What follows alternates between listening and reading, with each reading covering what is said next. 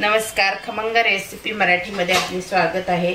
तर आज आपण बनवणार आहोत जिरा राईस। अगदी छान असं जिरा राईस बनवणार आहोत। तुम्ही कोलम तांदळाचाही बनवू शकता, आपला बासमती तांदळाचाही बनवू शकता। फक्त तुम्ही तुकडा तांदूळ घेऊ नका, नाहीतर भात काय होतो, तुटतो। तर मी हा बासमती तांदळाचा राईस बनवलेला आहे, तर अगदी हॉटेल सारखा राईस झालेला आहे। तर तुम्ही जिरा राईस मी बनवलेला आहे। ही रेसिपी शेवटपर्यंत बघा, कुठेही स्किप करू नका।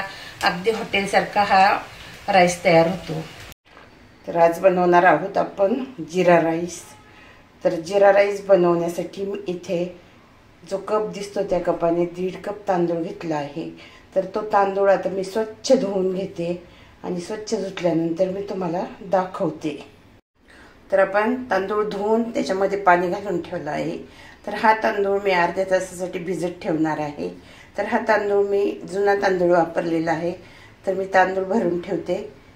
तर हा तांदूळ 1 वर्षापूर्वीचा जुना तांदूळ आहे। तर जुन्या तांदळाचा बासमती राईस खूप छान होतो, त्याच्यामुळे आज आपण इथे बनवणार आहोत जिरा राईस। अर्ध्या तासामध्ये आपला तांदूळ छान असा भिजलेला आहे। तुम्ही कुठलाही तांदूळ घ्या, बासमती घ्या किंवा कोलम राईस घ्या, कुठलाही घ्या, परंतु तो लांब दाण्याचा पाहिजे, तुकडा तांदूळ वापरू नका। तर आता मी स्वच्छ असा परत धुवून घेतलेला आहे। तर आता आपण गॅसवर कढई ठेवूया। तर आता गॅसवर कढई ठेवलेली आहे। आपण ज्या कपाने तांदूळ मोजून घेतला होता, तर मी 1.5 कप तांदूळ मोजून घेतला होता, तर आपण 2.5 कप पाणी घालून घेऊया। म्हणजे आपला भात काय होतं, छान असं शिजतो। तर आता बरोबर आपण 2.5 कप पाणी घातलेलं आहे। तर आता आपण त्याच्यामध्ये थोडंसं तूप घालून घेऊया। तूप घातल्यामुळे काय होतं, आपला जो भात आहे तो एकदम असा मोकळा सळसळीत होतो, म्हणून आपल्याला त्याच्यामध्ये तूप घालायचं असेल। आणि तुम्हाला जर पांढराच हवा असेल एकदम, तर त्याच्यामध्ये तुम्ही अर्धा लिंबूही पिळू शकता। तर थोडंसं मीठ घातलेलं आहे। आता ह्या पाण्याला चांगली अशी खळखळून उकळी येऊ द्यायची आपल्याला। तर आपल्या पाण्याला खळखळून अशी उकळी आलेली आहे। तर आपण आता त्याच्यामध्ये भात टाकून घेऊया। तर आता आपण राईस टाकलेला आहे, त्याला परत छान अशी उकळी येऊ द्यायची आणि नंतर गॅस कमी करायचा आपल्याला। आता तुम्ही पाहू शकता आपला भात छान असा उकळलेला आहे। तर आता आपण त्याच्यावर 3 ते 4 मिनिटांसाठी झाकण ठेवून घेऊया। तर गॅसची फ्लेम ही स्लो करायची आहे आपल्याला। तरच आपले 4 मिनिटं झालेले आहेत। तर आता आपण झाकण काढून पाहूया भातावरचं। पाहू शकता भात आपला एकदम मोकळा सळसळीत असं झालेला आहे। तर आता आपण गॅसची फ्लेम बंद करूया आणि असाच थंड करायला ठेवूया। थंड झाल्यावर आपण त्याला जिऱ्याचा तडका देऊया। राईस थंड झालेला आहे, तर मी तो काढून घेते या परातीमध्ये। एकदम मोकळा सळसळीत असं झालेला आहे। आता आपण तो भात काढून घेतलेला आहे। तर आता मी गॅसवर कढई ठेवलेली आहे। मी कढईमध्ये तेल घालून घेणार आहे। तुम्हाला तूप घालायचं असलं तर तुम्ही तूपही घालू शकता। तर आता मी तेल घालून घेतलेलं आहे। तर आता आपलं तेल गरम झालेलं आहे। तर त्याच्यामध्ये आपण 2 मिरं टाकून घेणार आहोत। तर मिरं असे छान फुलले की आपण त्याच्यामध्ये 2 लवंगा घालून घेणार आहोत। आपले मिरं लवंगा घालून झालेले आहेत। आता 2 हिरवी वेलची घालून घेणार आहोत आणि आता तेजपत्त्याची पानं घालून घेणार आहोत।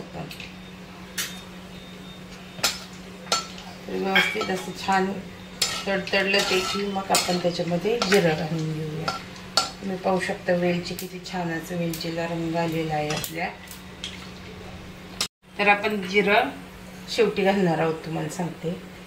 तर जिरं आपल्याला छान असं तडतडायला पाहिजे। तर तुम्ही पाहू शकता तेल छान असं तापलेलं आहे। आपण जिरं घालून घेतलेलं आहे।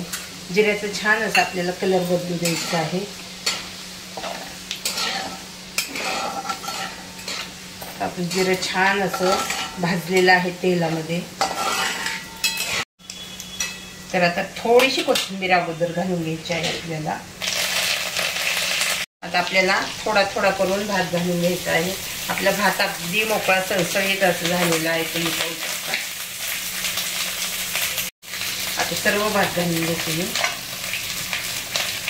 आपण सर्व भात मिक्स करून घेऊया. आपला भात कुठेही तुटलेला नाही, एकदम व्यवस्थित असा आपला भात झालेला आहे. तुम्ही पाहिजे त्याला वरूनही फोडणी देऊ शकता, परंतु मी कढईमध्येच फोडणी दिलेली आहे.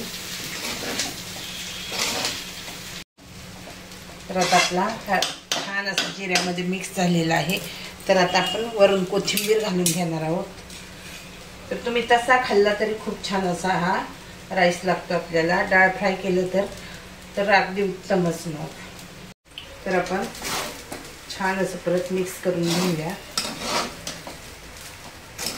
अगदी हॉटेलसारखा आपला राईस झालेला आहे. आपल्याला काही हॉटेलमध्ये जायची गरज नाही. डाळ फ्राय जिरा राईसप्रमाणे आपण डाळ फ्राय घरी बनवू शकतो, परंतु मी काही आज बनवलेली नाही. मी नुसता राईस बनवलेला आहे. तर आपला जिरा राईस तयार झालेला आहे. माझी ही रेसिपी तुम्हाला आवडली असेल तर माझ्या व्हिडिओला लाईक करा, शेअर करा. तुमच्या काही कमेंट असतील तर कमेंट बॉक्समध्ये लिहायला विसरू नका. अगदी छान असं आपलं जिरा राईस हॉटेलसारखं झालेलं आहे.